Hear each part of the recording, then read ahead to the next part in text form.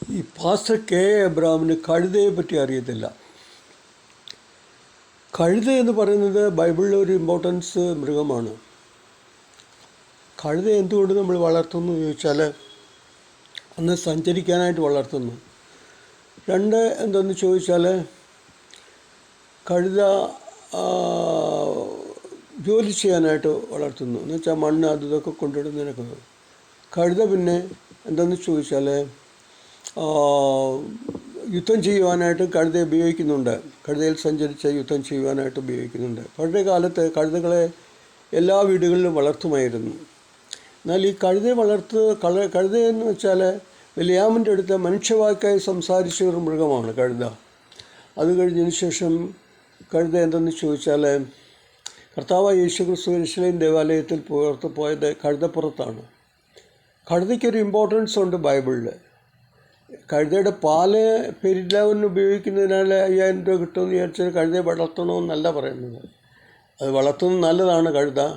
പക്ഷേ ഇദ്ദേഹം ചില സമയത്ത് ജോക്കടിക്കാറുണ്ട് പ്രസംഗത്തിൽ. ആ ജോക്ക് ഒരിക്കലും നല്ലതല്ല. കെ എബ്രഹാം എന്ന് പറയുന്ന പ്രാസംഗികനാണ്. എന്നിരുന്നാലും ചില സമയത്ത് പുള്ളിയുടെ പ്രസംഗത്തിന് സ്റ്റൈൽ കൂട്ടാൻ വേണ്ടി ജോക്കടിക്കുന്നതായിട്ട് കാണുന്നുണ്ട്. കഴുതയെക്കുറിച്ച് നമ്മൾ ചിന്തിക്കുമ്പോൾ നമ്മൾ എല്ലാം കർത്താവിൻ്റെ ഒരു കഴുതയാണ്.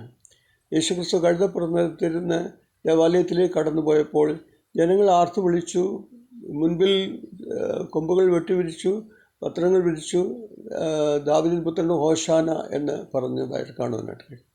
അതുകൊണ്ട് വചനം അറിയാതെ വേണം ചില സമയത്ത് ഈ കെ എബ്രഹാം എന്തെന്ന് ചോദിച്ചാൽ വചനം സംസാരിക്കുന്നതായിട്ട് കാണാൻ പറ്റും.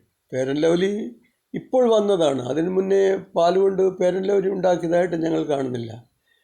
ഇയ്യോബ് കഴുതയെ വളർത്തിയെന്ന് ചോദിച്ചാൽ അവരുടേതാകുന്ന ജോലിക്കായിട്ടാണ്. മണ്ണ് ചുമക്കാനും അതുപോലെ യാത്ര ചെയ്യാനും.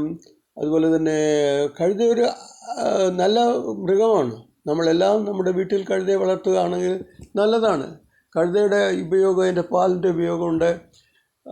ഇവിടെയൊക്കെ ഗ്രാമങ്ങളിലെ കഴുത ആദ്യം പ്രസവിച്ചു കഴിഞ്ഞാൽ കുട്ടികൾക്ക് പാല് കൊടുക്കുന്നതിന് വേണ്ടി അതിനെ കൊണ്ടുവരുന്നതായിട്ട് കാണുവാനായിട്ട് കഴിയും പാല്.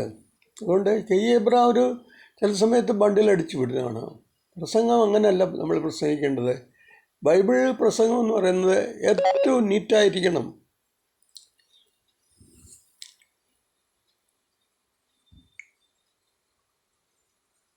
ബൈബിൾ പ്രസംഗം എന്ന് പറയുന്നത് ഏറ്റവും നീറ്റായിരിക്കണം എന്നുള്ളതാണ്. എങ്കിൽ മാത്രമേ നമുക്ക് ബൈബിൾ പ്രസംഗത്തിൽ അനുഗ്രഹം പ്രാപിപ്പാനായിട്ട് കഴിയത്തുള്ളൂ.